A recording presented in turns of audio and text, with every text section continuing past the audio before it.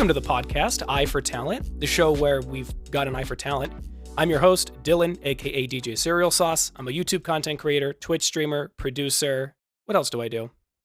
I think those are the main things that I do. I feel like there's something else, and this is a common theme that happens where I always forget the things that I do when I'm in the middle of trying to introduce myself. It doesn't matter. I don't have Alzheimer's. My short-term memory loss apparently seems to be an issue that has not been officially diagnosed, but I'm convinced I might have it. But this isn't about me, because this is about my guest, Marzuku. If any of you are in the Ultrakill fandom, you might have heard him. He's what I would classify as probably one of the most popular producers in that kind of space. So he's a producer, he's a composer. In general, he just combines music that he likes and puts his own flair on it. And as his bio puts it, I make music that uses amen breaks a lot. And so, you know, if you listen to the Ultrakill soundtrack, there's a pretty good chance that after your playlist is over, it's playing one of his songs because it's the most similar to it of maybe any other producer on most major streaming platforms. So, welcome in, Marzuku. You ever been on a podcast before? This is my first time on a podcast, really. All right. Well, I hope I can leave a good impression in case more people want to interview you in the future. You're one of the few people actually who's never been on a podcast and also didn't have any comments to make about how quote unquote nervous they may have been coming on a show. Maybe that says something about the people that I interview more than it does about you, but I digress. So honestly, I didn't say I was not nervous. well, you did very good at hiding it. If it's any consolation, the people were convinced for a second until you said that. All right. You're gonna ask me something? Oh yeah, no, I was just gonna say, honestly, before we kind of get into the hard hitting questions, I kind of wanted to do that thing that I said I was gonna do right before we started, which is kind of helping to dispel this sort of I don't want to call it a myth. I'd call it more of a misunderstanding, I suppose, as to what people kind of think that you do. Because the reason that I had to skirt around the description so much is because I, like many others, usually on top of associating your music with Ultrakill in general, due to like the cover arts and like the same drum samples or the same like amen breaks and stuff that are used, I think a lot of us would just classify you as like an Ultrakill music creator, an Ultrakill producer. But as you had brought to me kind of at the beginning, you were like, well, I don't necessarily make Ultrakill music like that. I just combine music that I like and then, you know, do some finagling with it. So I was hoping you could kind of maybe like expand on that a little bit more and just describe like, you know, what kinds of music that you're into and what you end up usually doing with it to turn it into a final product. I usually listen to bands, metal bands, and I listen to mainly 3 genres of music: metal, uh, shoegaze, and orchestral music, specifically game soundtracks, like Dark Souls. Oh, I'm gonna have so much fun talking about that. So I just mix around all 3 of those, and that's basically how I get my music. Okay, fair enough. So I assume you're taking kind of different configurations and sort of different like ratios of those 3 things. You're like, okay, Yep. put these together in a blender and see what happens. Yeah. I always use guitars in every single one of my track as well because I'm a guitar player.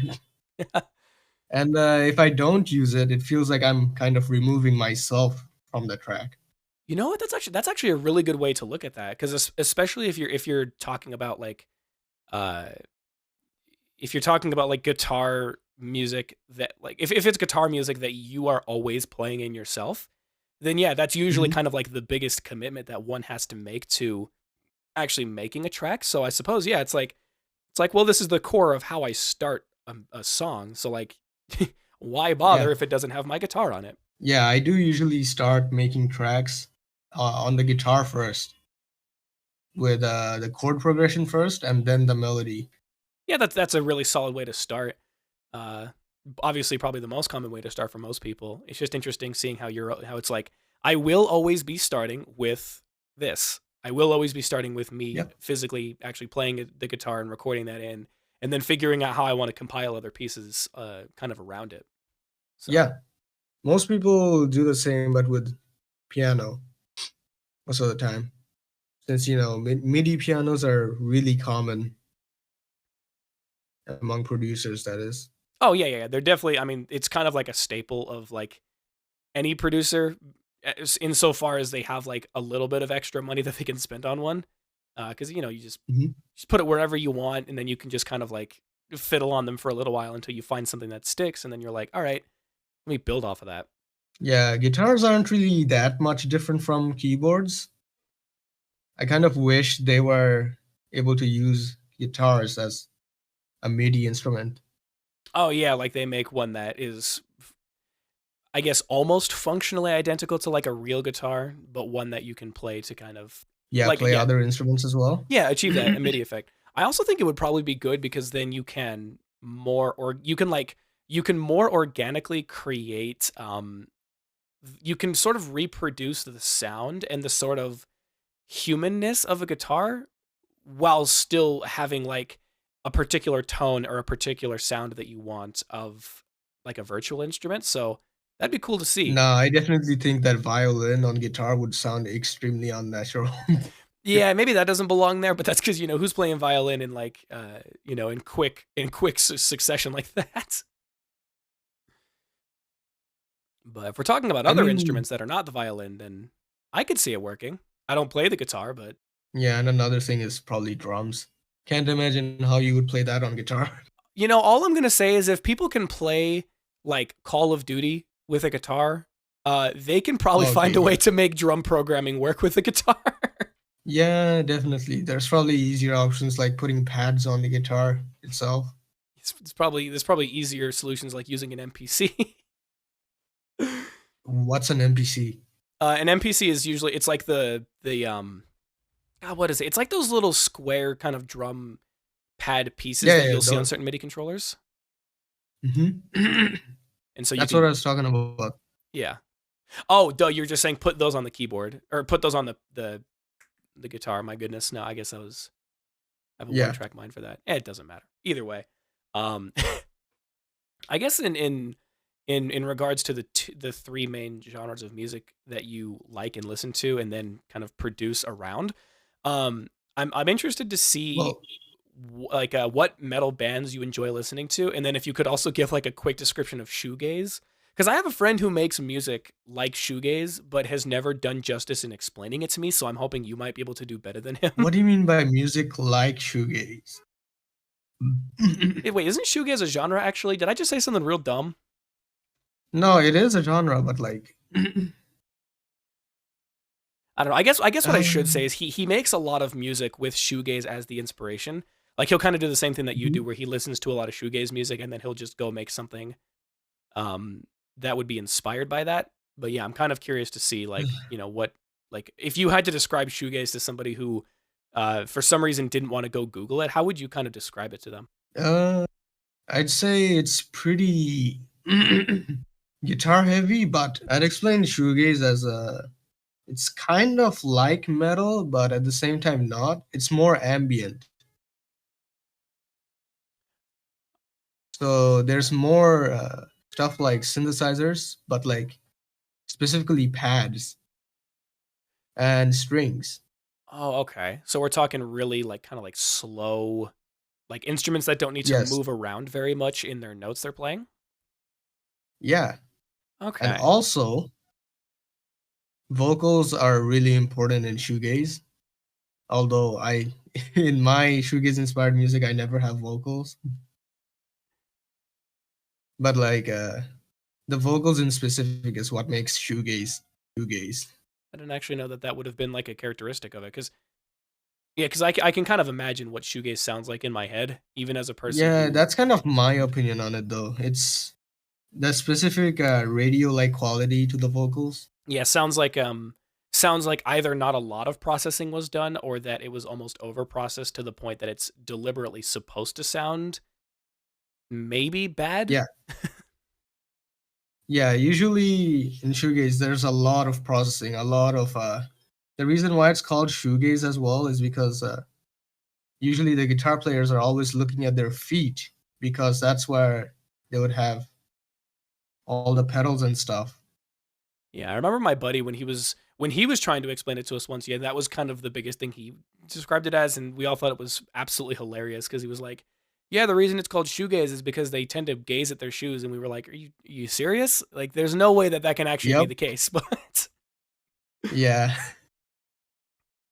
It is one of the cases, huh, but it is really guitar heavy music. huh, okay, that's good. That's interesting to hear. Yeah, just because I don't. There's there's like some ambient stuff that I listen to, but a lot of it is more like it's almost ambient in the way that it kind of sounds like I don't know, if you were to be like listening to really soft music through like some Hmm. really big speakers out in an open city. And so you can like hear the vehicles, you can hear like the rain, you can hear like sirens going off in the distance, a bunch of weird stuff. Hmm. Uh, so this sounds like that, except if there was a bit more, if it was a bit more formed, I guess, and not kind of just like free floating all over the place. Hmm. Huh. Okay, cool. That's good to know. I can't really imagine how that leads into the other types of genres that you listen to, but that's I just would because it's hard for me to I would conceptualize it. recommend listening to Deftones. Oh, Deftones. Yep. Everyone talks about Deftones. I'm gonna go find a song for Yeah, them right after Deftones. this is done. Also, my personal favorite band, or at least one of my personal favorite bands, Loathe.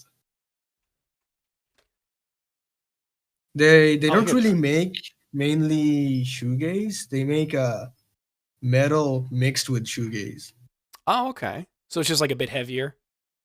Yeah, Cool. I'm gonna keep both of in my these up and I'm gonna go opinion, look that them up. style is more. It's a lot cooler to me. Hell yeah, dude. Yeah, I'm gonna keep both of these up and I'm gonna go Google them when, or I'm gonna actually go listen to them when we're done. And I'm gonna give you my opinions, even though you didn't ask for them from me. Oh, dude, I recommend this track in specific. It's called "Is It Really You." All right. I'm going to keep that up as well. Every tab, I'm like, this is important for me to have. I'm going to keep it up. I'm going to listen to this as well. We'll see how I feel about it. Oh, hey, is Sleep Token also on this song by default, or is this just a different version that I'm seeing? Uh, no, that's a different version. There's three versions of that track. Sleep Token, I guess, also falls into the category. Yeah, I've listened to a tiny bit of Sleep Token, and it's weird. I don't know how to describe it. It It feels is like it's one of weird, those. yeah. Yeah. Maybe one It day we'll get feels somebody like who's more in shoegaze a. as well. Sometimes it's really weird. Yeah, I'm gonna from this point forward, I'm gonna just start asking people who I bring on. I'm gonna be like, "Do you know who Sleep Token is? Do you listen to them a lot?" And if they say yes, I'm gonna be like, "All right, now describe what they are to me, so that when so I can reference back to this to understand how to describe it better." Either way, no, I will definitely be sure to check that out right after this is done. So, you said that Loathe is your favorite band just in general, or Yeah, it's your favorite band that falls into this category? actually, yeah, I would say in general actually, but they haven't released music in like years. Oh, well, you know. You know how some artists are when they don't release music for a long time and then they come back and they release something and people are like, this is bad. It's like they went on a self Hmm. discovery journey, man. They're I like, they're mean, different people. they did release a single. I think was that 2 years ago? Let me check. It was 2 years ago. Damn, that was 2 years ago. It feels like it just came out last year. Yeah, it's always, time is one of those things. You're like, time, it feels like it's really slow. And then something happens that makes you realize that something happened over a year ago. And you're like, oh no. Has the passage of time been flowing faster than I thought? Yeah, I usually feel that way. Well, this is a band from like the mid 2010s. Seems like for it Is it? only being 10 years, it's weird that they're dropping off a little bit. Yeah. Either way, I'm excited to listen to them and see what they're like. Hmm. Maybe it'll give me a new genre of music that I can listen to, and I can be like, "Hey, look at this." I'm gonna be like, "Is that shoegaze?" I'm gonna be like, "Okay, so you just knew what it was before I did. I'm just dumb." Let's see. So we probably should actually kind of move on with some of the questions here. These are sometimes linear. They're sometimes chronological. It doesn't really matter. Everybody has that point, especially if you're a music producer. Everyone has that point where they were like, man, music has a strong effect on me, like a really strong effect on me. And then they'll go through like a second phase where they're like, man, I really want to try and make music that, maybe has a strong effect on others or has a strong effect on Yeah. myself. What were those kind of breaking points like for you? When did those happen? Uh, hey, remember when in the intro you mentioned having short-term memory loss? Yeah, that was for myself, but yeah. I kind of have that too. Oh no. Damn it. I hope I don't have too many history related questions, otherwise this episode's fucked. Damn it. I probably should have mentioned that. My dad tells me that I should be working on music that affects other people as well. So that's like a thing that he currently tells you, or was that a thing he was telling you in the past Yeah. when you considered starting to make music? Or No, he's currently telling me all this stuff. I love that. That's fun. Since I'm actually bringing in numbers now. Yeah, that's good to hear. Supportive dads in this house. Yeah. Well, in my religion, music is apparently considered forbidden. Oh, what? Yeah. So most of my family doesn't really support me, Oh, that sucks to hear. other than my dad and my brothers. Well, at least you've got some people. Yeah. I wonder. I don't. I don't really need to get into the specifics of this, but I am just curious. Like, what about music does your religion consider to be, not a good thing? Like, I don't. I'm curious That's as to the why. thing that I don't know because there have been like Arabic instruments and stuff. Huh. Weird. I'm a Muslim, by the way. Oh, okay. I wasn't going to try and assume because I didn't even know where you hailed from. So I was like, you know what? He's talking about religion. I'm gonna let him do his thing, man. But yeah, that's really interesting because I know that like music is one of those things that every culture has developed either on purpose through like assimilation or by complete accident just for like a Yeah. want for the arts. So Mhm. it's really interesting how I despite that being the personally case, think it's like that. I personally think that it's a made up rule Huh. that everyone just blindly follows. Oh, yeah, that would make sense. That was actually kind of part of the question I was going to ask is if you think that that stigma exists just in your family or if you've noticed it on like a cultural wide basis. Nah, it's cultural wide, definitely. Wow, that's so interesting.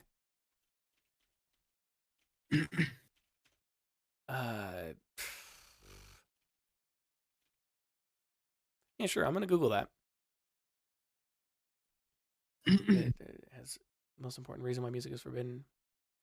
Oh, okay. So I'm not going to use one Google search to fully cement what I'm seeing about this, but I wouldn't be surprised is that they're saying that it's about the religious texts that Muslims consume that it basically says it's prohibited. So I mean, if that is the case, then yeah, that is kind of a rule where it's like people who strictly follow this the religious text and scripts and whatnot kind of believe it without necessarily like critically thinking about it.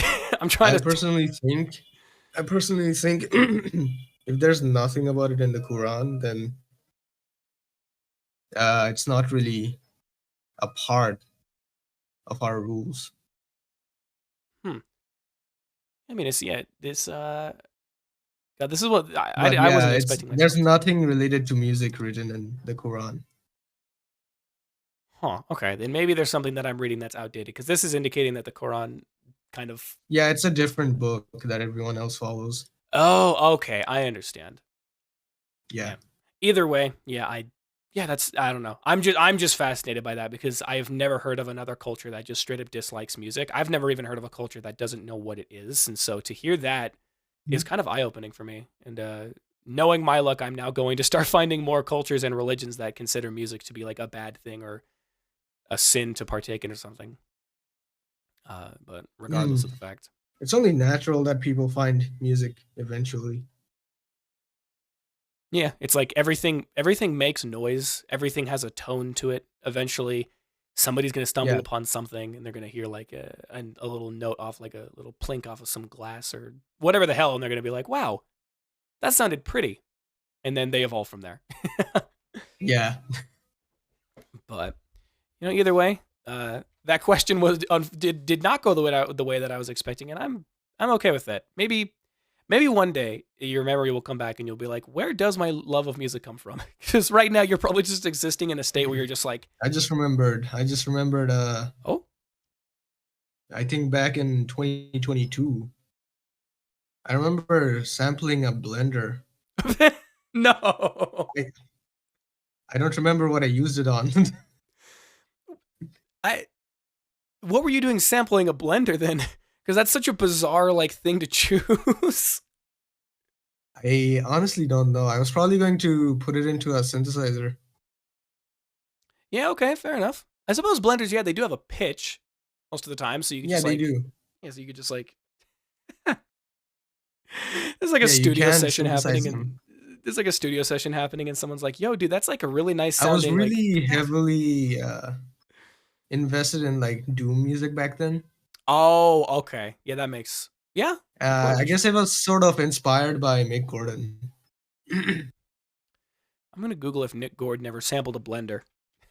No, he did not. He Damn did it! sample a lawnmower though, and a chainsaw.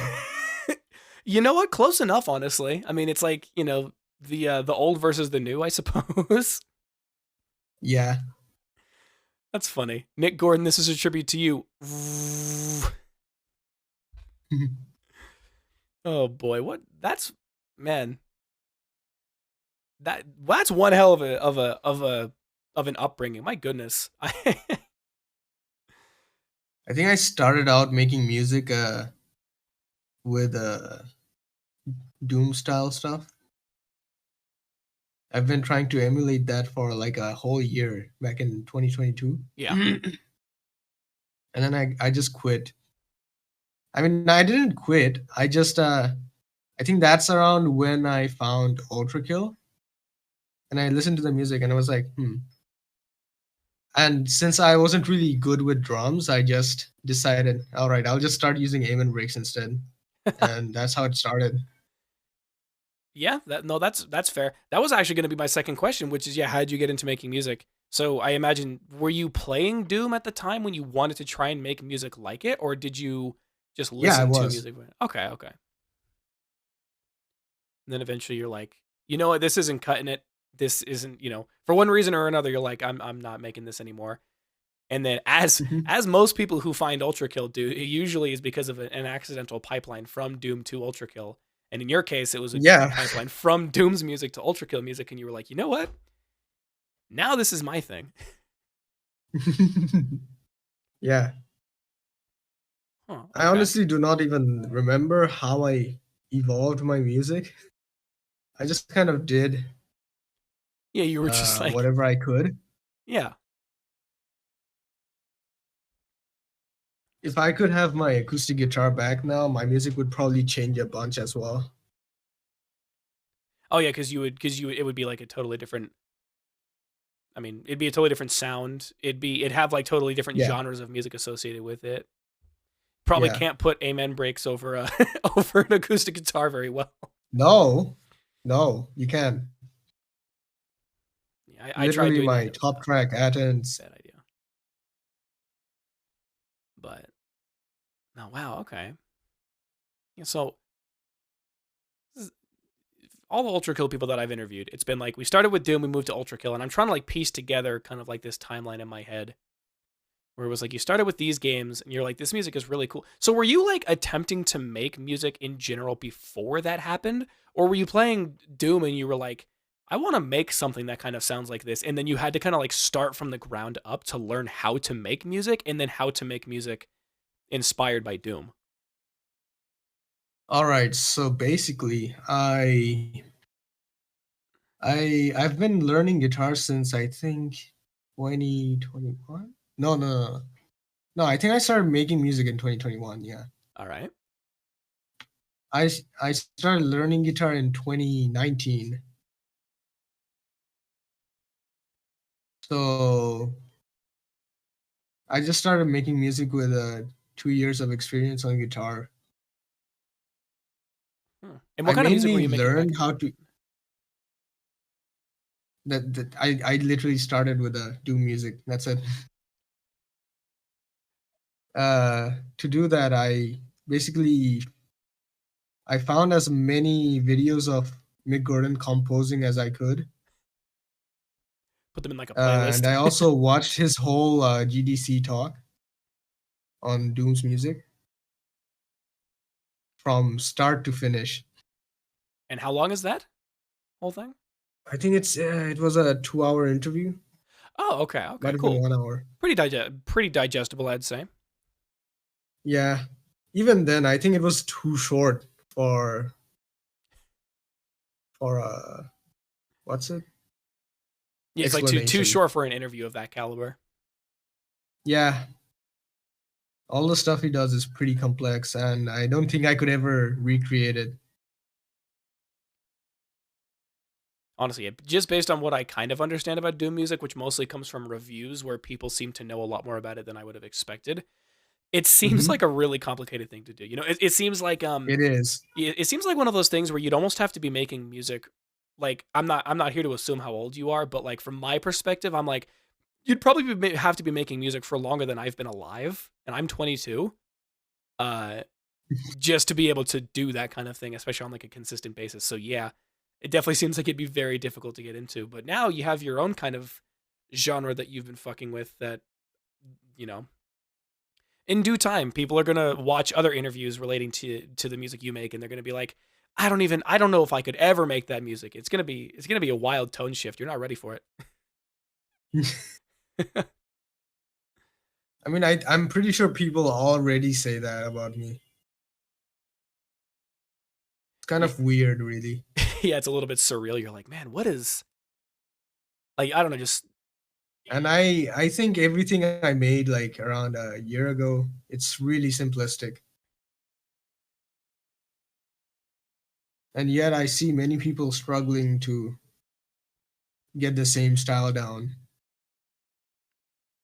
yeah. Honestly, from what I've seen, because what I find funny is that there's basically three kinds of sort of breakcore adjacent stuff that I listen to, which is like Hmm. stuff from the Ultrakill soundtrack, stuff from the projects that you've done, and then kind of my own stuff that I'm working on, kind of my own projects that I do.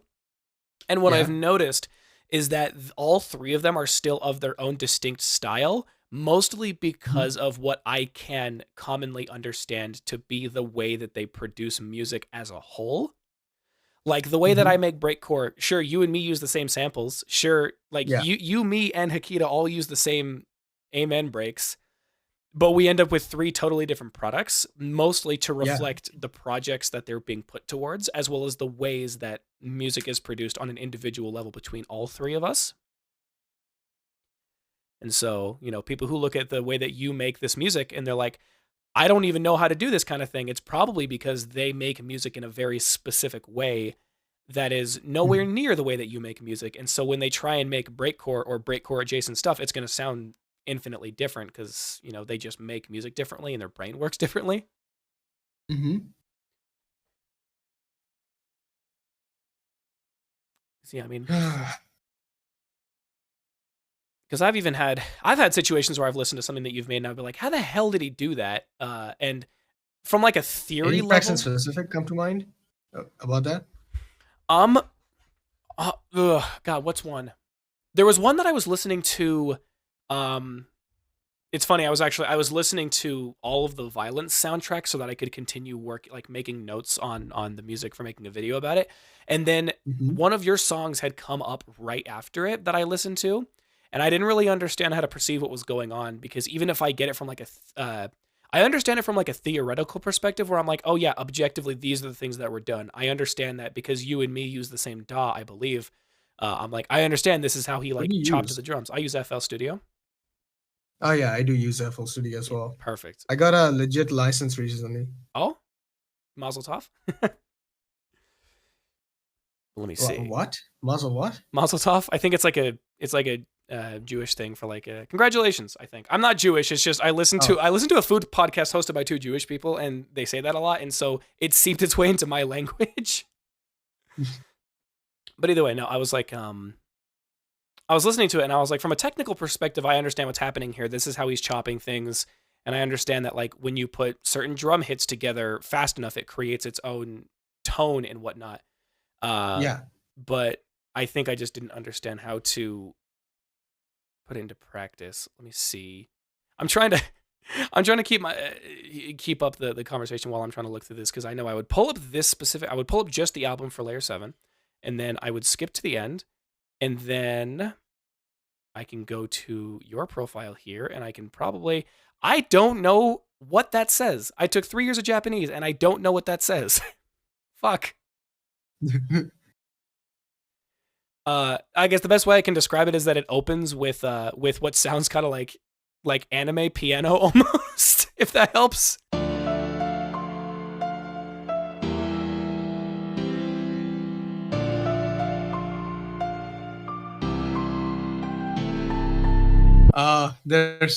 I think there's 2 tracks with that. Shit, are both of them in Japanese? Yes. God damn it. Okay. And both of them translate to something horrible. Okay, maybe this will make it easier. It's actually, if you're able to look at your own profile on Spotify, it's like the 5th most popular song, right underneath the Valley of Fools. That. Yeah. What does that translate to? Oh no. This is gonna be great. All right, so that translates to hump day. Damn it! It always comes back to the hump day. Was your whole idea like, oh, if I put this in Japanese, no one's gonna get it because most of my listeners don't speak Japanese? Yeah. Fuck. That was the whole point. So I just put in some funny stuff that I thought it was funny into Google Translate, and I just translated it to Japanese, and then it didn't matter if it was like accurate or not, in my opinion. Yeah, because when it's in Japanese characters and people can't speak Japanese, they're like, wow, that looks so pretty, and then they find out it translates to hump day, and now I want to die.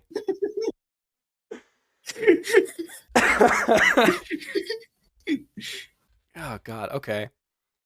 I have some great naming strategies. Yes, you do. Honestly, my naming strategies are like, I spend a lot of time listening to my music on repeat and being like, what kind of vibe does this give me? And so there's like there's a track that I made that kind of sounds like a song you would hear in like San Andreas, like GTA San Andreas or something.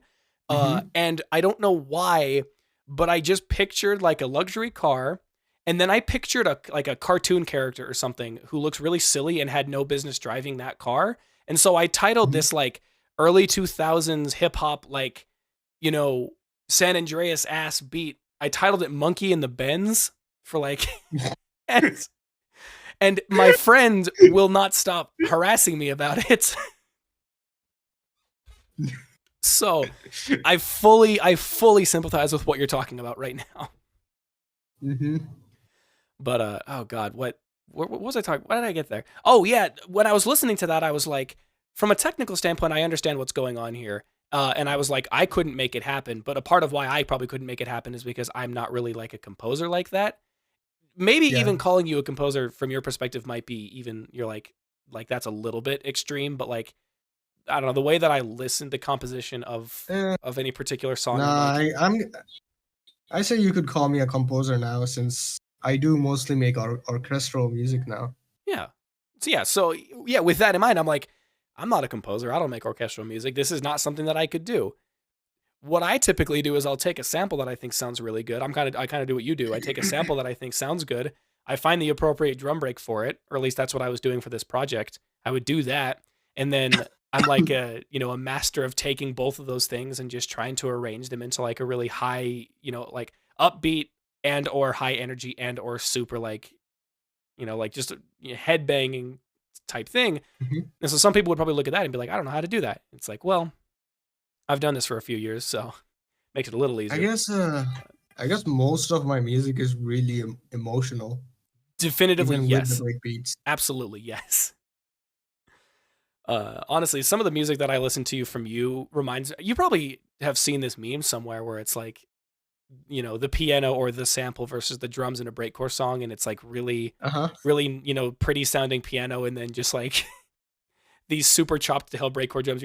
I'm like, yeah, that's what he Yeah. does. Is that what I do? Or well, I guess that's what you are probably most commonly known for. I know as of recently you've been getting Mhm. into a lot of orchestral stuff, and you sent me like a kind of, I wouldn't really call it a remix. What would I call it? You like made your own Recreation. yeah, like a recreation of like the Slave Knight Gale theme from Dark Souls 3, and I was like, dang, look at him go. This is crazy. I've never heard something like this from him. Yeah. Funny thing about that, it got updated. I finished both the first and second phase music. Oh, nice. I'm excited to hear where that goes. Oh, did you just send me something? Yes, you did.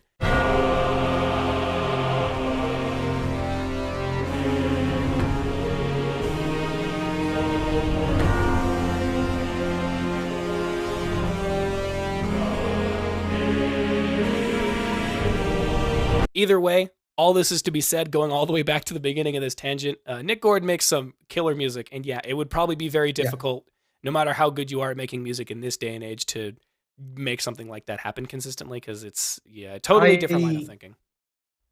I have actually gotten really close to making music similar to Doom, Oh, okay. but like with the Ultrakill aim and break style. Yeah. Be a great melding of the minds. Specifically, it's the music for Ultraviolence. It's all the tracks that I made with this guy named Operator. He's really good at sound design, and I'm pretty sure he's been pursuing doing sound design similar to Mick Gordon for like 3 years, Oh, okay.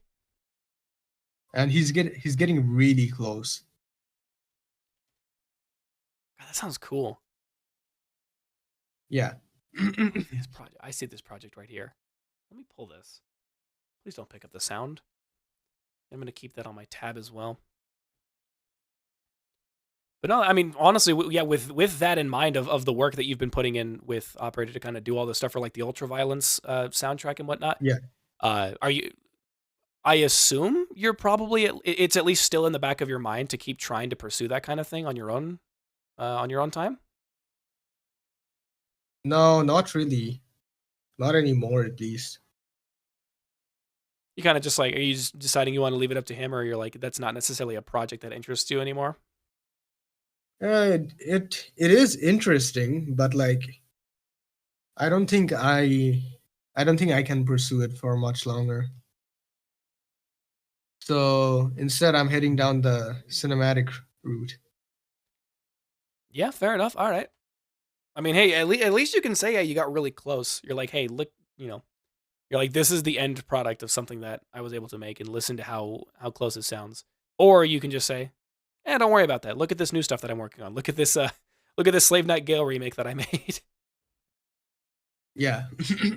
So yeah, fair enough. Honestly, um, I guess in regards to you finding Ultrakill when you were sort of still looking for a type of music to learn how to make and whatnot, did you just I kind of wasn't. find the game because of its correlation and inspiration off of Doom, or like what was the story of how you actually found Ultrakill in the first place?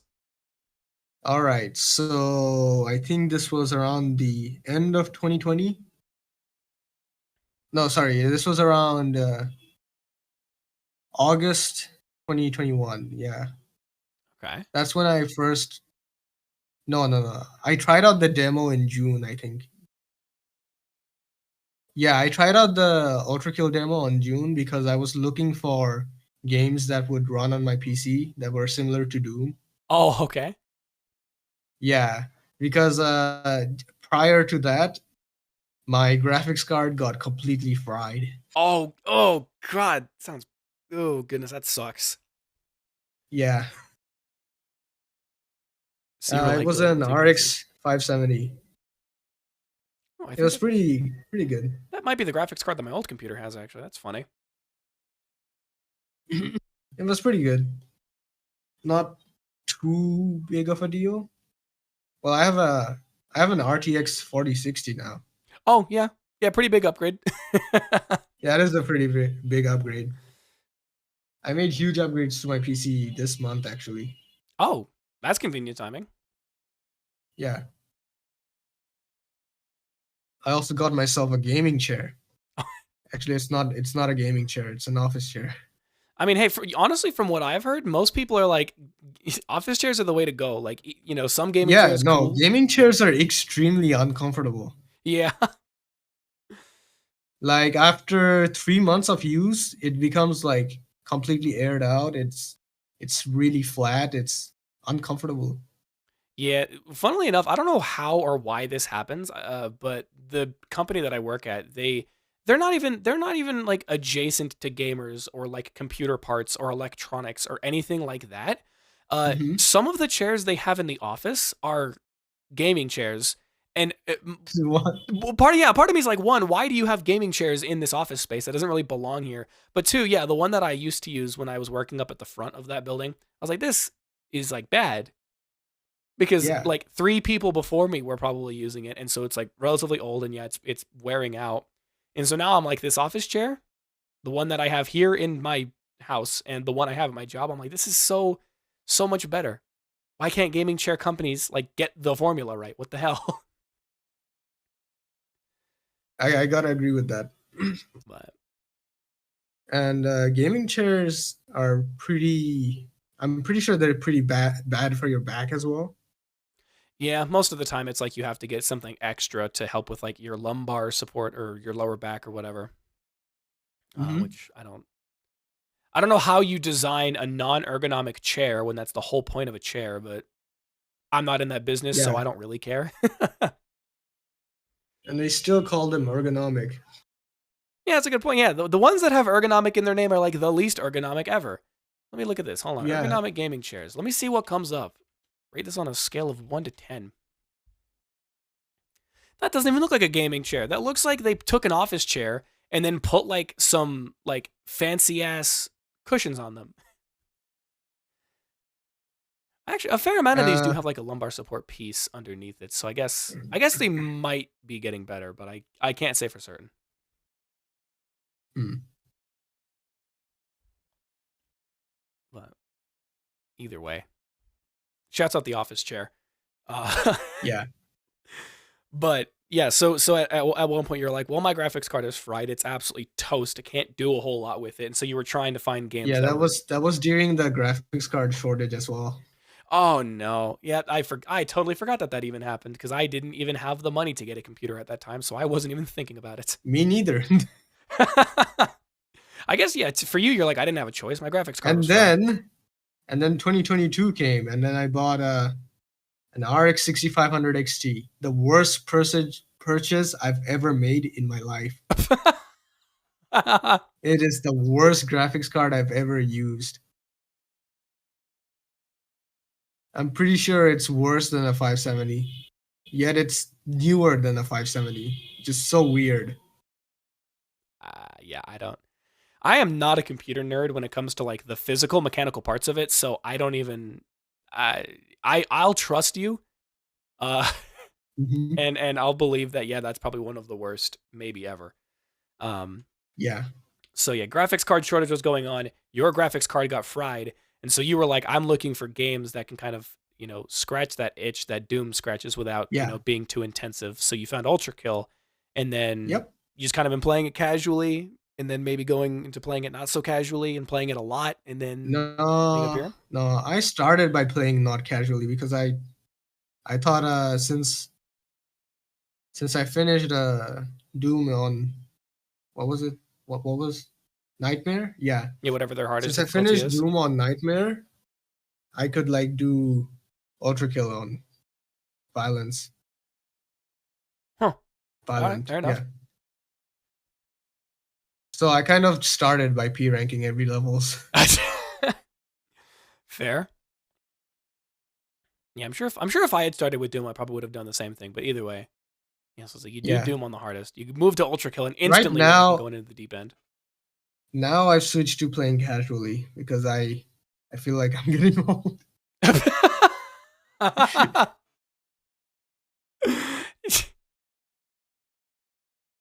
I thought it was just going to be like, I'm playing the game casually because you've done everything relating to layer 7, and you're like, I'm just going to chill for now until more stuff comes out. Yeah. uh, all right. Okay, actually, so hopefully this kind of can transition back into the whole music part of it. So you're playing Ultrakill, and you officially started playing the game in that time. So I'm trying to think of the timeline. It was around after Greed came out, I think. Okay, so yeah, you were kind of in that sort of limbo period between Greed and the rest of Act 2 coming out. Yeah. Okay. So now I know where to kind of place this. So, And I guess my music took off right around when Act 2 came out. oh, like when the full thing, that's perfect timing. Yeah. Honestly, what song or songs from Ultrakill soundtrack do you think is kind of what pushed you to making music in that kind of similar style in the first place? Hmm. I gotta say Deep Blue, Order, and Altars of Apostasy. All right, you know what? That's a solid list. Every time somebody gives me their list of like their favorite songs, I'm always just like, that's a good list, because I don't think there's anything. I mean, there are some tracks that I'll poke fun at people a little bit. Like if you had said complete and utter destruction of the senses is why you wanted to start making music like that, I'd be like, get the fuck out of my lobby. Yeah, honestly, I think I got a headache playing that level, trying to pre-rank it. I don't actually hate the level. Anybody who listens to this is gonna classify me as a utter destruction of the senses hater. And it's just funny to poke at it, but either way, no, I mean that's a fair. And No, it's just that my ears are really sensitive. oh god, yeah, and that song is kind of brutal for that. Yeah. At the same time, somehow I don't hear people. Maybe they're too sensitive and you've like blown out your hearing a little bit. Maybe.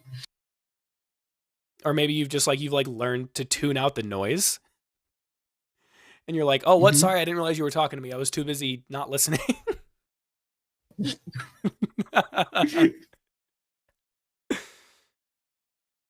Oh, that kind of happened yesterday.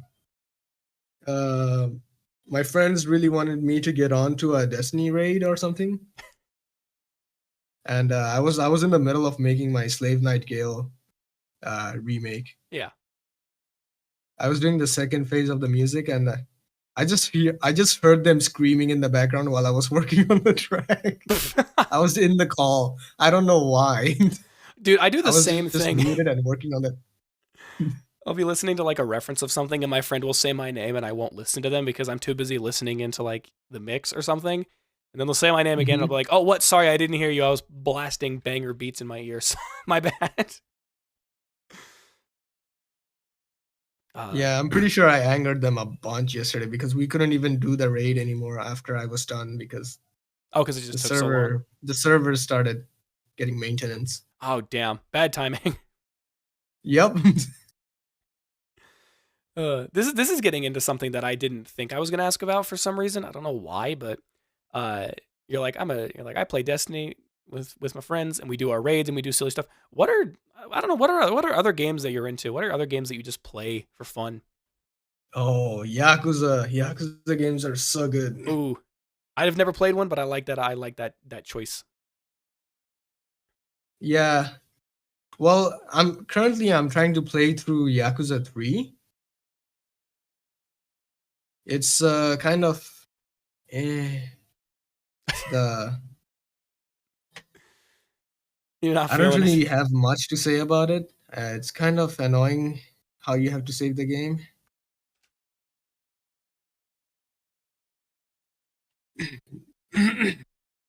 It's an alright game. Yeah, I mean, yeah. If you enjoy the franchise, I'm sure it's probably at least a little more bearable to be like, I'll play this game even though it's not great. Yeah, But all right, good, solid first pick. but I pretty much like everything from Software as well, other than Elden Ring. Oh, really? Not a big fan of Elden Ring? Why? Yeah, I feel like the open world of Elden Ring kind of makes it kind of makes the game a little bit. What can I say? I don't really like the open world. Yeah. Oh, fair enough. Yeah. I mean, it it definitely can kind of feel intimidating to I have to like run through. the semi-open world they had in Dark Souls 1. That was really good. But full open world, you're like, nah, not for me. No, no. You know, that's fair. That's I probably think I one of the prefer. few valid criticisms that I've heard about the game. But I guess to be fair, I don't hear much about Elden Ring as is. So Yeah. In Dark Souls, you can pretty much walk anywhere and come back to Firelink Shrine. In Elden Ring, it's just, where am I going? yeah, yeah. I haven't played too much of the game, but yeah, that was a lot of my experience with it, where I was just like, I wonder where I am. And then I'd be like, oh, look at that. I finally found where I'm supposed to be. And then I would start walking where I think I need to go. And I'd be like, I don't think I ran the right direction. Let me check my map again. And then that on loop. I definitely think that the top three Souls games are, in order, Bloodborne, Sekiro, and Dark Souls 3. Yeah, that's a pretty fair list, pretty good list. I've never played Sekiro. I have Yeah. played Bloodborne and Dark Souls 3, and I'm like, I enjoy them a lot. Yeah. I enjoy Bloodborne a lot as well. I got a PS5 specifically just to play Bloodborne. Honestly, I was gonna get a That was a PlayStation good just for the good use of $700. oh man, is that how much it was when you got it? Yeah. Oh, Is that overpriced? I want to say yes, but I think my vision on that might be skewed because the situation under which I got my PlayStation 5 was there was a guy in like the next town over who was like Mhm. selling it for like I think it was just over 500, maybe 550, because he Uh, needed the money for like back surgery recovery. Oh. And so I don't know if that was the base price at the time. I don't know if that guy was just lowballing it a little bit to get somebody to actually buy it. But either way, 700 might be overpriced. I'm not totally sure. Nah, yeah, it's because of import costs and all that. Oh yeah, you know what? I hadn't even thought about that. That's one interesting thing that doesn't get talked about enough when I talk to people who live in like other countries from my own, because I don't think I've talked. Oh, when discussing import costs, Yeah. oh, guitars. Do they not like it? Well, is there? I mean, No, guitars. The price of guitars is like 70% import tax. Jesus. Does that have anything to do with the whole like music is a sin thing over there? Do you think that's what that is, or is that just the way it Oh, is? that's just the way it is. That's fucked up. Yeah. Uh, If I wanted to get a guitar, a good guitar for cheap, I would have to go to, I don't know, like a different country, like Thailand. yeah, and then just take it all the way back. Yeah. Oh god, that's one of the many privileges that I have of living in the States is the fact that I don't usually. I mean, I don't really ever have that issue from my knowledge, but I do work with a lot of like international clients and ship a lot of stuff internationally, and yeah, I know that those things can be brutal sometimes. Mhm. But uh, yeah, ultimately, I think you might have been overpriced out for your PS5. But hey, if you think it's you're like I've made the money back, I get to enjoy my Bloodborne, then Yeah. it's fine. Yeah. And now you have the console, and you don't have to worry about it. Yeah. But I'm also trying out Demon Souls. It's kind of mid, honestly. yeah, I feel like Demon Souls was never really that good, just due to the fact that it was like the first of its kind per se. And so even when Yeah. they remade it, it's like you're still kind of keeping some of that No, I core. think I think there might be a chance that the remake might be worse than the original. Oh, that's fucked up. No, no. I'm There's googling just a this. chance. I'm not sure. I've heard from people uh, that say that. Let's see. Oh, you know what? That's funny. Uh I think the new Demon Souls might act yeah, I think you're right. I think it is just a little bit worse than the original because when I look up the new Demon Souls, it's at a 92% approval rating. And then when I go to the old one from Mhm. 2009, it has a 93% approval rating. So technically, you are correct. Um We've But also been trying out what's it, Ghost of Tsushima. oh god, I want to play that game so Really good badly. game. Extremely good game. Although it is really long.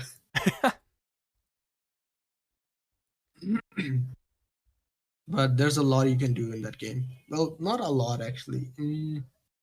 There's probably not a lot of stuff you can do outside of the main story. The main story just has a lot in it, if I had to guess. Yeah.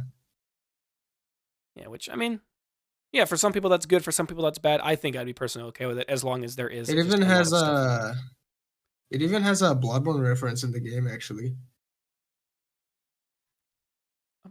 And the reference also includes a recreation of one of the boss themes from Bloodborne, Oh, but that's cool. in the Japanese style. Oh, that sounds Which cool. I thought was really cool because it sounded interesting. Yeah, it's always you always get one of those like aha moments whenever you're like, Hmm. why does this sound familiar? And then you go to look it up and you realize it's because it was very much intentionally supposed to sound like something that you've probably heard in the past. Yeah. So that's cool. That's nice of them. I don't know. I suppose. Oh, I was saying that like I feel like most of the time, if it's not within the same franchise, people aren't going to go out of their way to make those sorts of references. I know with Dark Souls, Hmm. it's a special like with the FromSoft franchise. It's always like, yeah, we're a lot of games are like we're going to put a bonfire Easter egg in our game, and I suppose there wouldn't really be Yeah. anything stopping the composers for the Ghost of Tsushima team to make something with an homage or a motif or something from a Bloodborne boss. So that's really cool to hear about. Even as a person who hasn't played Ghost of Tsushima and a person who has very, very lightly touched Bloodborne because I suck at Souls games, apparently. Everyone sucks up until some point. Yeah. I mean, well, yeah, actually, Parrying yeah, in that's a good point. Bloodborne is a lot easier than it is in Dark Souls, at least. Yeah, because I feel like the game gives you plenty of chances to kind of like come back from getting beaten down with like its aggressive mechanics and miscellaneous Hmm. other things. Uh, I think the fact that they compensate for that by also having equally as aggressive bosses kind of throws me for a loop because I'm so used to basically just playing Dark Souls 3. Yeah. But either way, God, where the hell am I? I don't even remember how we got on this tangent in the first place. Bloodborne, Souls games. It doesn't matter. We're just gonna move on. Yeah. So I know that when we were first talking, and obviously long before I had even reached out to you, I know that you had been making music for the fan made Fraudulence layer.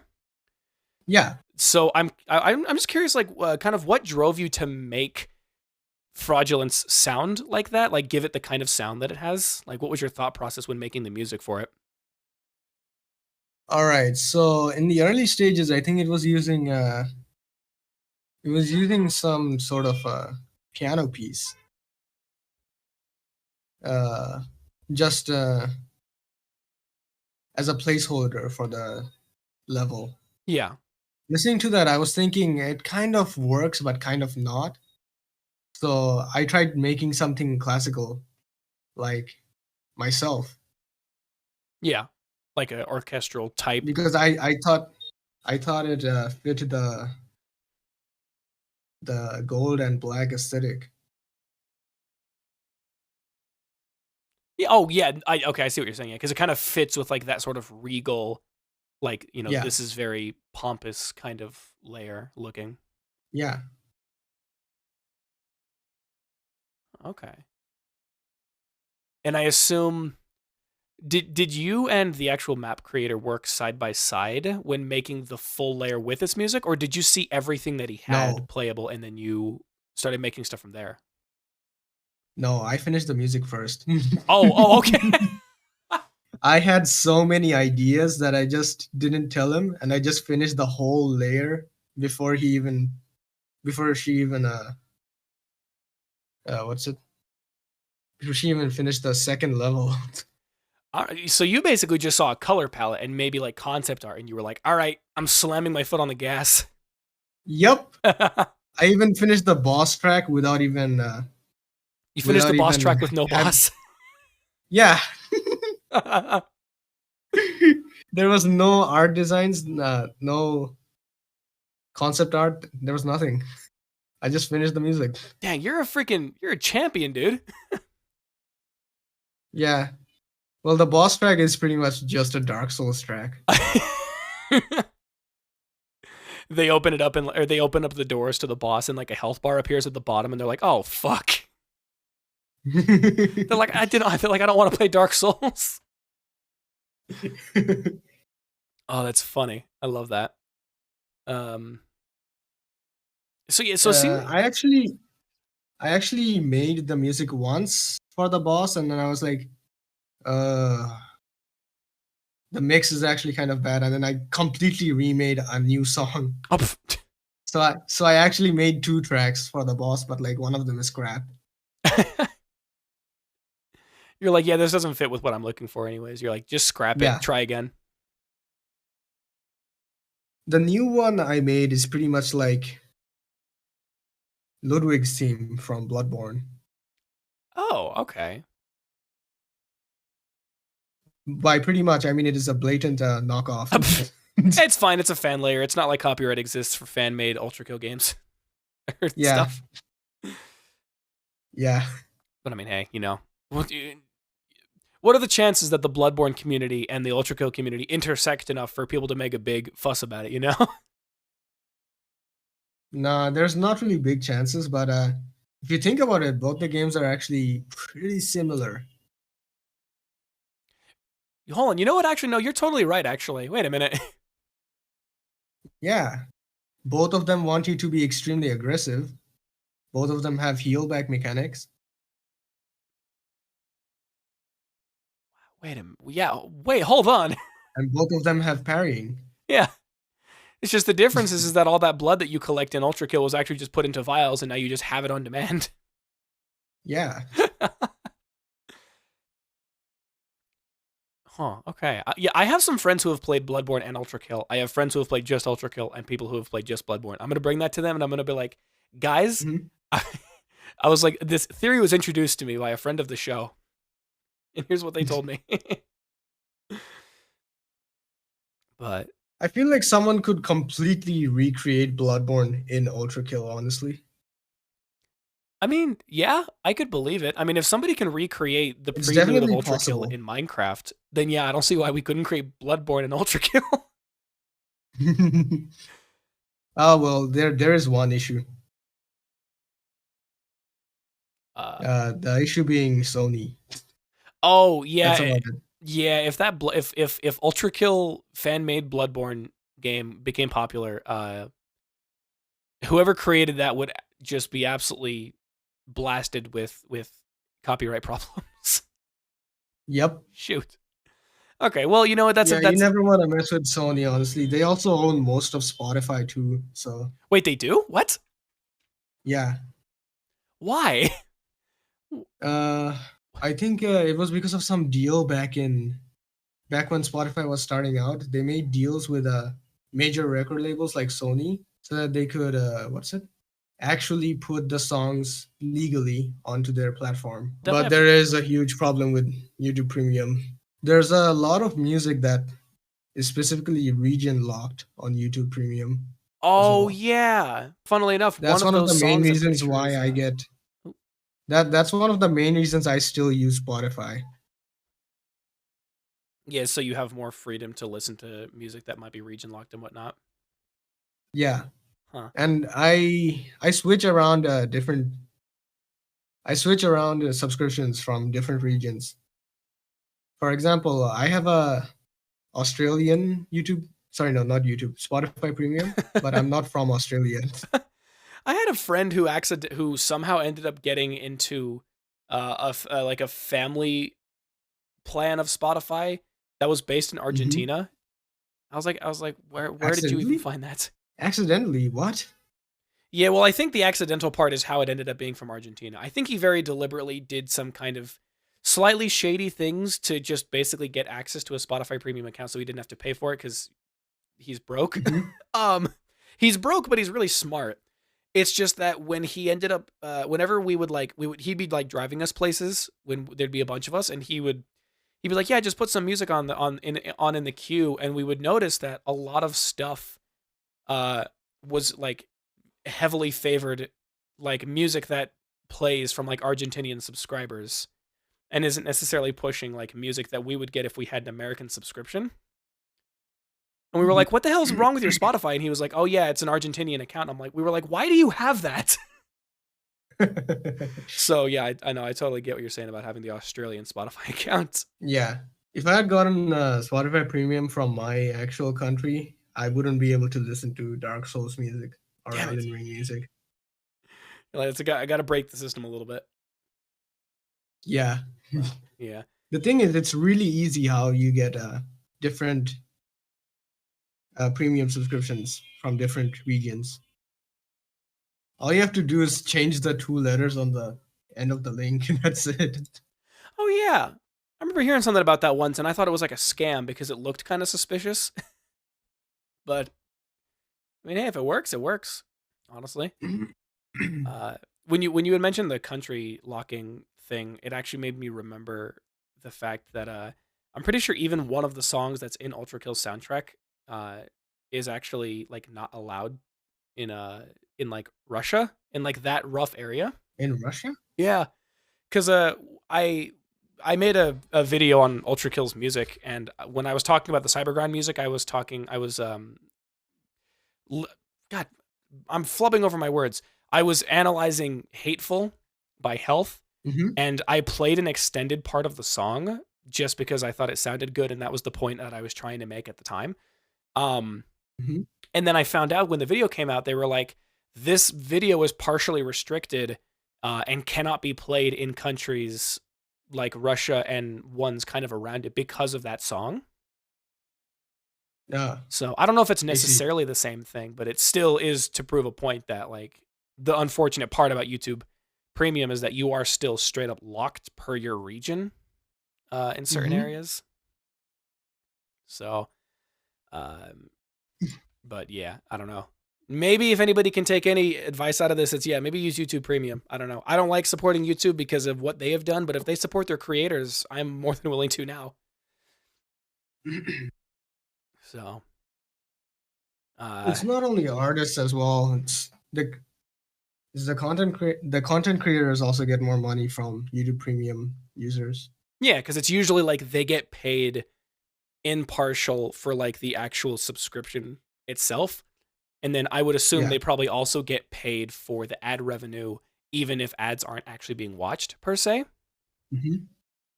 So yeah, YouTube Premium, good for supporting your local YouTubers if you also need a subscription service to play, I don't know, whatever you want. So yeah, that's very interesting to hear about. Mm-hmm. Okay, actually, here's an interesting thing about this question. So I think the last time that we had talked when we had initially planned to make this happen, because this has been like a month in the making, right? Yeah. Issues abound, whatever. I realized that between then and now, I don't even think Ultrakill Layer 7 Violence was out when we were first talking about this. So since it's been a No. little bit more time, I'm curious just like what's your favorite track from from the layer, and what do you like so much about it? From Violence? Yeah. I uh, I don't really have any particular favorite. Yeah, okay, fair enough. Do you have a particular favorite level? In particularly favorite level also would be a Nope. Fair. Yeah, it now more than ever, it is incredibly hard to decide a favorite in anything in that layer from my perspective. Yeah, I don't think I actually liked Violence that much. Oh, really? Yeah, Well, it was I all accidentally right. built that up to be bigger than it was meant to be. Yeah, it was all right. The music was okay. I think it could have been better. You know, actually, that is Well, actually I'm that's a not. pretty fair assessment. Uh,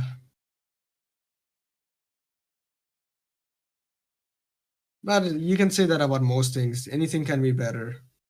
Yeah, I mean, definitely most things can. I think it's I definitely think it's more apparent in the violence layer. I don't know, like I listen to the music and I have some pretty strong feelings about it in general, but I also Mm-hmm. do understand that there are definitely portions of it that feel like it could have been made a little bit better, like produced a little bit better.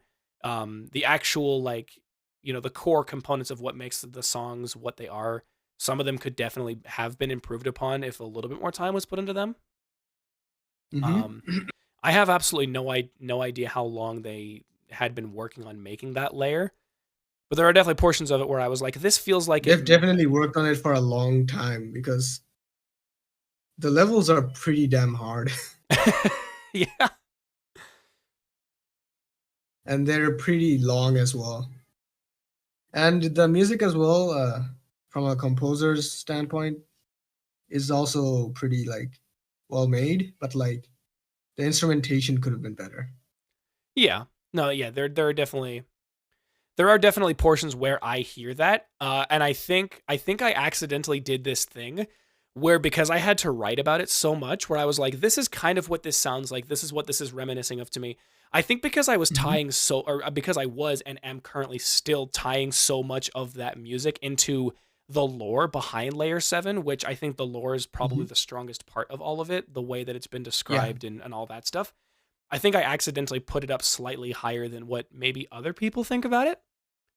Uh, yeah, and yeah, I can definitely recognize that there are portions of it that, like, from the standpoint of how it should be composed as it exists in the level, probably could use a little bit more work. Uh, and I sure hope that upon hearing this, people don't try to hate mob you. I don't see why they would, but no, that's a fair assessment, I think. yeah. Well, something that I have noticed with all the music from the Violence Layer, if I were to recreate them with the actual full-on orchestral instruments, it would sound a lot like Dark Souls music. Which I don't think it's. I think that would be pretty fitting, honestly. Maybe that It should be your next would project. because it is really emotional. Yeah, like really lore heavy. I just think that the music wasn't emotional enough with the specific sounds that was used. Yeah, yeah, I see exactly what you're saying, and I do kind of tend to agree. Uh, I think yeah, it's more just my You perception of can what you I like to can think of it. you can tell that by listening to my the remix that I gave up on Oh yeah, oh yeah, I remember you the made that, and I remix was of like, oh, Born I Without want to listen Reason. to this, and then I forgot.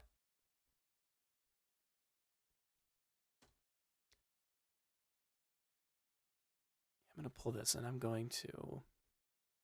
Yeah, because you did what? You did two remixes, I think. You did a remix of War Without Reason, or at least a small portion of it, and then you did the 7-2's theme remix. Okay, yeah, the 7-2 remix wasn't really that good. I was still trying to learn how to make my music as close to Yuka Kitamura's as possible. Are you gonna Yuka revisit it? Kitamura is You're like, let me try this Yuka again. Kitamura is one of the main composers from Dark Souls. Oh yeah. Oh, okay. Yeah, I see what you're saying. Yeah, you were trying to make it sound a bit more like, yeah, like you said, if you were to remake these songs, then it would sound more like Dark Souls to better fit Yeah. in with the very emotional lore that the whole layer is surrounded, or that the whole layer is composed of, I suppose. Hmm.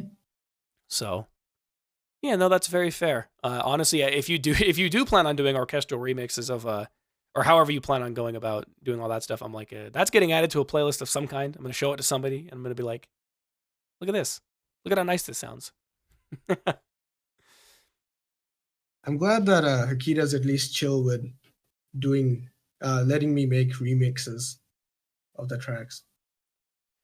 Yeah, I mean, you're certainly probably putting more effort into the remixes that you're doing than maybe other people would, and that's obviously not to throw shade at them, but it's like again, you have a very specific style in which you have a couple of very specific styles that you operate in, and so if you Hmm. remix something like that, that's especially meant to invoke different feelings and sound a little bit like it's coming from a different game, then I mean, I would hope that they'd be cool about it. Yeah. But no, that's totally fair. It'll be at this point. I know we've got a ton of time to see where this ends up going. But now I'm curious to see uh, in the future what they are going to do for layers 8 and 9 and how they're going to correlate that and what they're going I to really do. hope it's not just black and gold for fraud. Yeah, I think the last Ultrakill person that I talked to, I was like, imagine how funny that would be. And then I thought about it and I was like, well, this is one of the only times that a whole fan made layer was done, so it would feel a little bit like a cop out if they were to do that.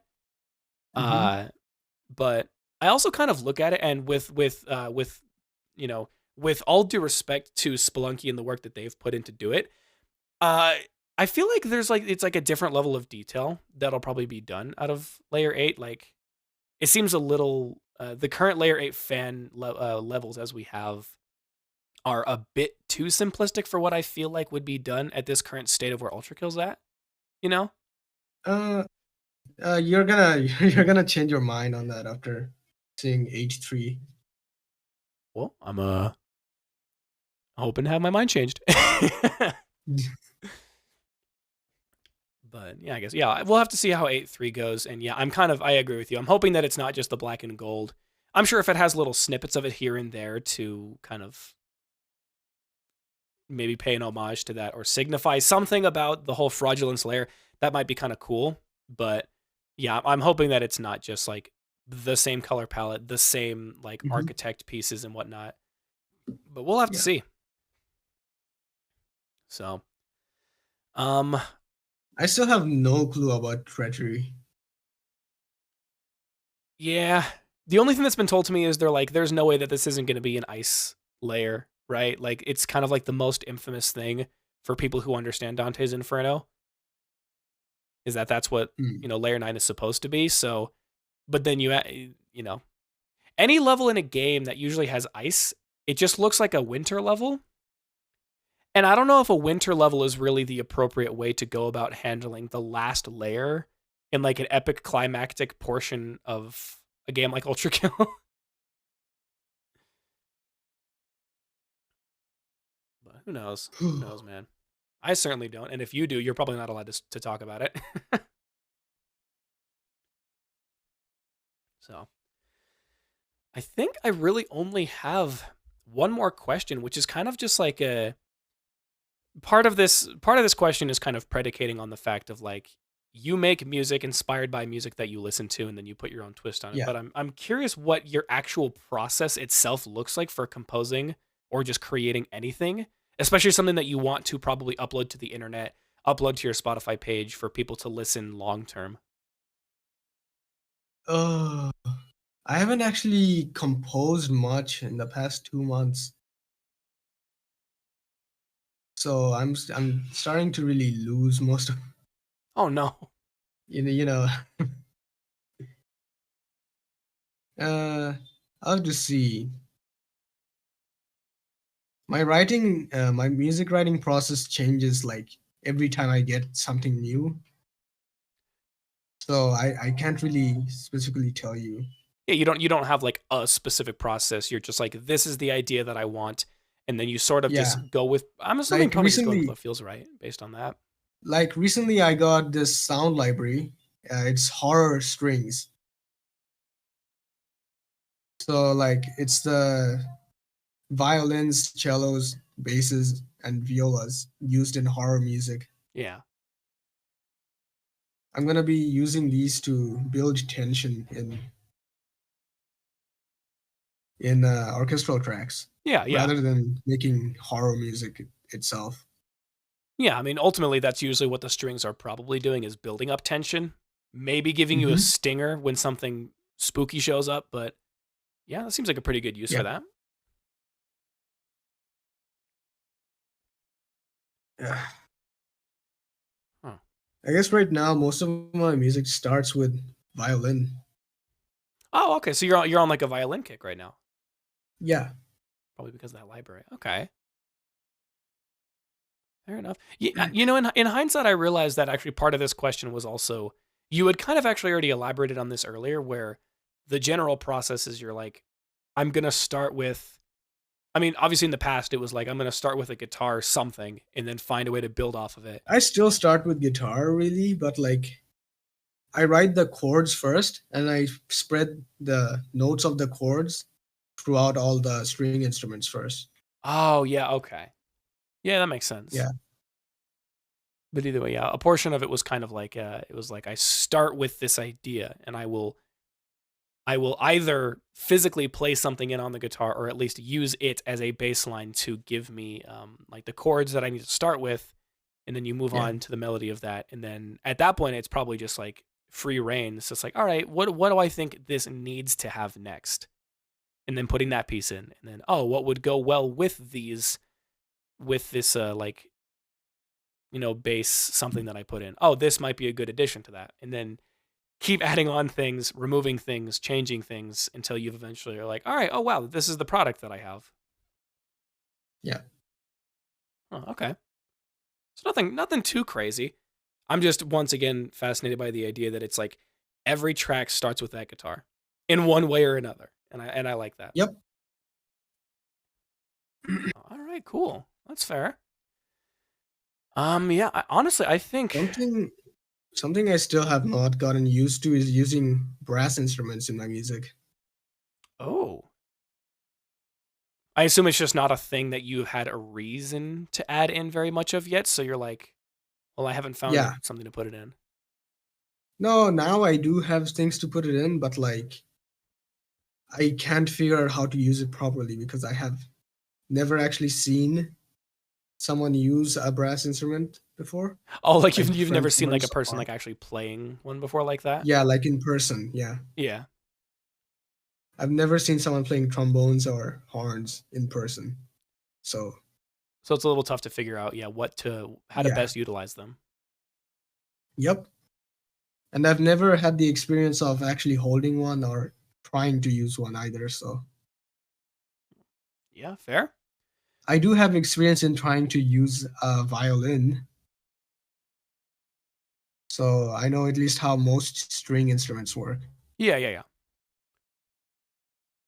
So I mean, honestly, it seems like the best solution to that is to probably, I mean, if you're able to find like orchestral compositions that are interesting to you, do you think that even just watching it from that kind of perspective would help you understand how brass instruments work in general to figure out how to apply them? Uh, this remake of Slave Night Gale's OST that I'm making, I actually had all the MIDI sent to me beforehand. So I didn't really have much to do other than put them all on the instruments. So I kind of just did that, and then I guess I'm observing how all these combinations and stuff work. Yeah. Yeah, Oh wow. Okay. Interesting. Yeah. that's only for the first phase and second phase of the boss track, though. I don't have the MIDI for the third phase, so I'm gonna be all on my own for that. Yeah, you're like, well, sure hope I can make something good come And out of this. that's the hardest part as well. So I hope I can do well. Yeah, I mean, I don't see why you wouldn't be able to. I'm sure. I mean, it'll probably be a little bit difficult. Might take a little bit more time, but Yeah. I don't see why you wouldn't be able to make it work. You seem like you're pretty talented in that regard. Mm, I don't I personally don't think I'm no I personally think I'm nowhere near where I want to be. Well, yeah, that's fair enough. But at the very least, recognizing that, like, you're like, yeah, I'm not where I want to be yet, but that is right. That right there is where I want to be, and I am at least closer than I may have been when I first tried to do this. Yeah. So yeah, it's mostly just about like time and experimentation, probably some more Hmm. research. And honestly, this being a thing that you might not be the most familiar or comfortable with yet is actually probably once you fully, I guess, once you fully conquered this kind of task, it'll probably skyrocket how good you are at making music of that style because you had to put in like so much, mental brain power and you had to learn so much to actually make it happen. Hmm. So yeah, that'll be exciting to see what you pull off with that. And I'm gonna take a peek at what the current stuff that you have sounds like. Hmm. And I then really hope when the full soundtrack for Fraudulence comes out, the boss track does not get too much hate because it uses barely any aim and breaks at all. I mean, you know, I feel But like usually in Ultrakill, anyways, like Gabriel, there's no aim and breaks in any of his tracks, yeah, and I think or at least there's very little use of aim and breaks. oh yeah, no, yeah, there's definitely as the music for Ultrakill has kind of progressed and Yeah, more has been released, they've been kind of pulling yeah, away and from that a little bit. violence. Yeah, in violence, there hasn't been use of aim and breaks much, Yeah, I think it was other than the boss. yeah, I think the boss actually was the only time where that was used because Yeah, 7-1 that was okay, I that really was like that direction that they're going with the music. yeah, I think it gives it a real sense of like it sounds like there was obviously plenty of effort put into the music put or created for all the previous layers and especially obviously with this Hmm. one, even what we were talking about earlier. But I think having some of the breakcore be taken out kind of helps to Yeah, um I can't even think of the right word. Like the breakcore was like a simple way to when chopped, it's like a simple way to like turn up the I'm energy for a track and I'm pretty whatnot. sure Hakita had the same reason for using aim and breaks as I did, which is Didn't know I how to play suck at drums. mixing drums. Yeah, you know what's I funny? I'm glad suck you at mentioned mixing. that. Actually, I was Yeah. looking in the Ultrakill wiki the other day because I was trying to just look up some lore pieces for violence, and there's a Mhm. section in the Ultrakill wiki called music, and there's a section in here that says basically that most of Ultrakill's songs frequently sample the Amen break, probably as a result of the fact that Hakita doesn't know how to play drums very well. Like, I know how drums work, but I'm really bad at mixing them. That's pretty much it. yeah, dude, acoustic That's drums are only really for hard for drum me, kits man. though. When it's orchestral drums, it's pretty simple. It's just you need to layer the kicks with the what's it called? Something called piatti or something. I have no idea what you're talking about. I know I would assume you would like layer kicks with It's like a a symbol. timpani or something, but yeah, I don't know what that is. Yeah, it's a symbol basically.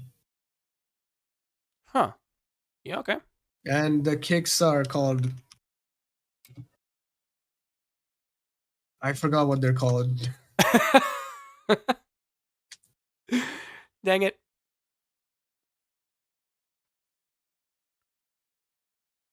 I could just check it real quick. Yeah, you just pull up one of like the miscellaneous Well, things you have and you're like, all yeah, right, I'm what is just this? putting in. It's called Grand Casa. Wait, what? Yeah, that's what the bass drums are called Oh yeah, in I just orchestra. looked it up. Yeah, what the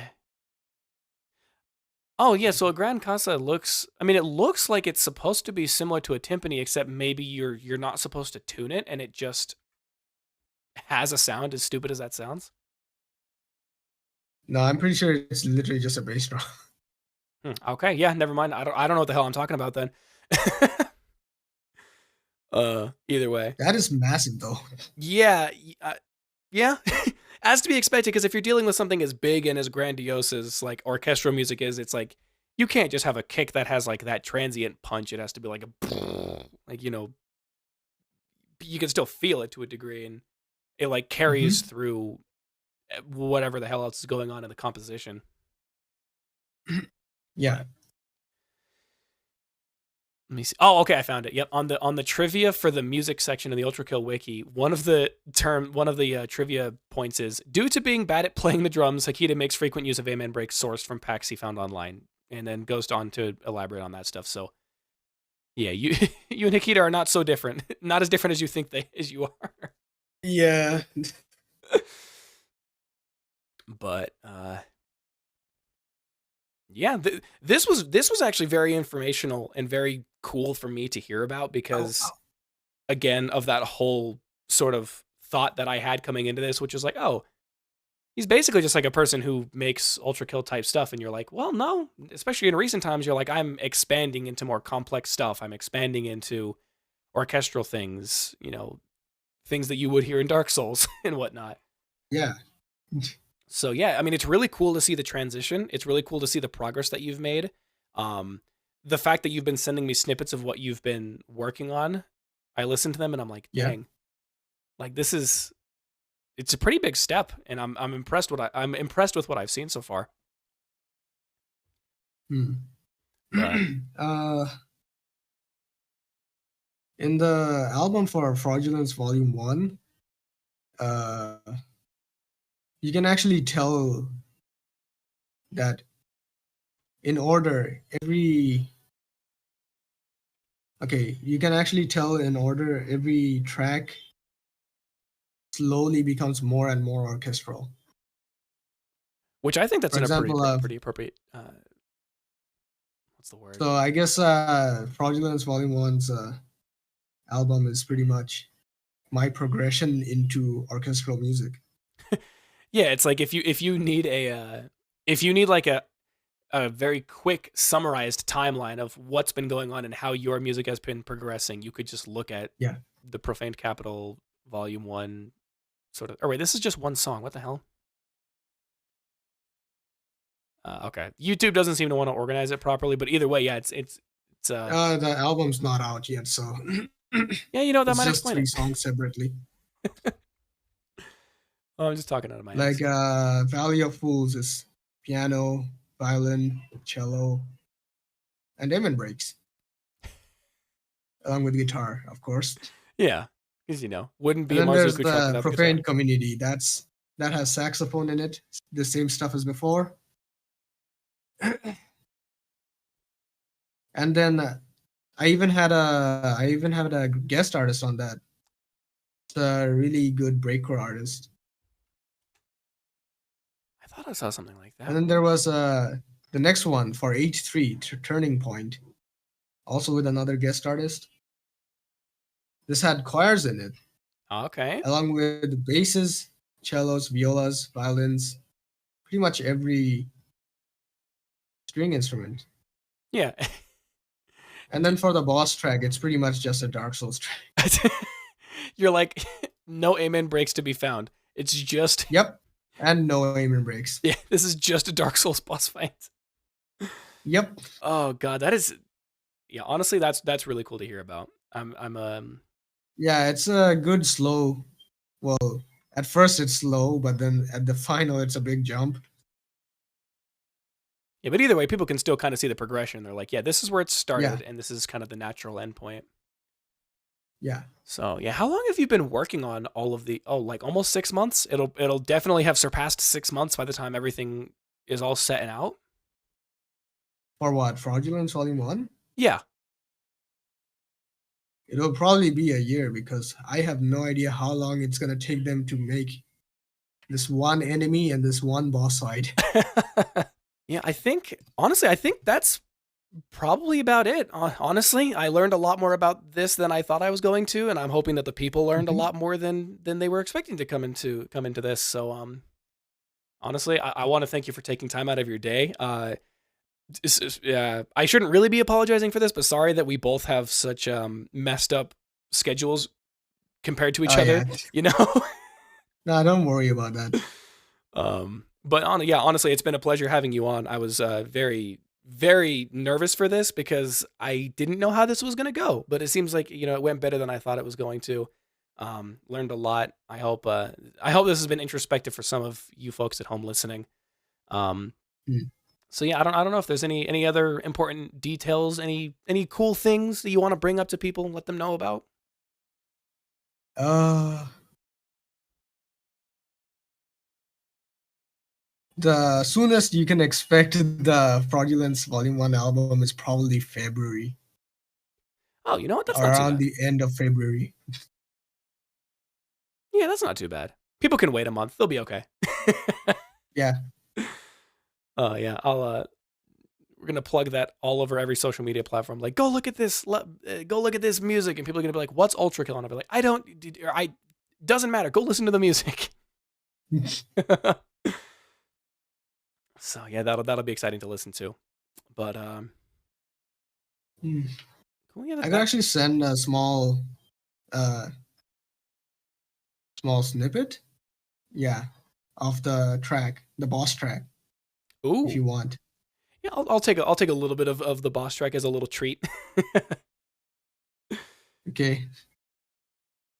But yeah, I think that's a great thing to leave people off on. I think people getting all excited and waiting patiently in their chairs for the Fraudulent Slayer is going to do big things around here, and so I'm Yeah. excited to see how that comes out. Other than that, I mean, where can people find you? Where can people check you out? Where should people check you out for that matter? I would prefer Spotify or YouTube. Those are basically my main two platforms. All right, perfect. Luckily, you have a link tree on you, so I can kind of just give that to people. Or if you'd prefer, I Yeah. can literally just give them the Spotify and YouTube and just kind of force them to go that way. No, the link tree is fine. All right, perfect. Yeah, it helps consolidate all the links. Shouts out Linktree for doing good work for the people. Go stream Hump Day on on Spotify. I don't even know how you pronounce that in Japanese. Honestly, I just You know what? If I wasn't so white, I just would the maybe try to letters. pronounce it myself. I'm gonna try after the show. All right. But yeah, anybody who's still sticking around, if you want to find out where I might be, I also have a link tree in the description. You can find me on YouTube, also on Spotify. You can find me on Twitch. You can find me on, obviously here on Apple Podcasts or Spotify, the podcast section of Spotify. God, what else do I have? Let me pull up my link tree. This is going to be fun. I have a community Discord with me and my buddies called Nothing Is Anything. It's where we just, come on in, come say hi, come tell me how much of a piece of shit I am if you want to do that. There is a casting call form in the description.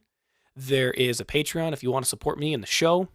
There is a lot of stuff in there. And so I would advise that you go check it out for all parties involved. I think if either you, Marzuku, or any of you folks in the audience have anybody that you want to come on the show, you can let me know via like Twitter or YouTube comments or anything, because I do check those. Maybe just give them the casting call form. Who knows? And tell them to tell me that you sent them. I don't know. But yeah, I'm gonna stop rambling now. I'm gonna go back to streaming Hump Day on Spotify on all platforms. Thank you very much.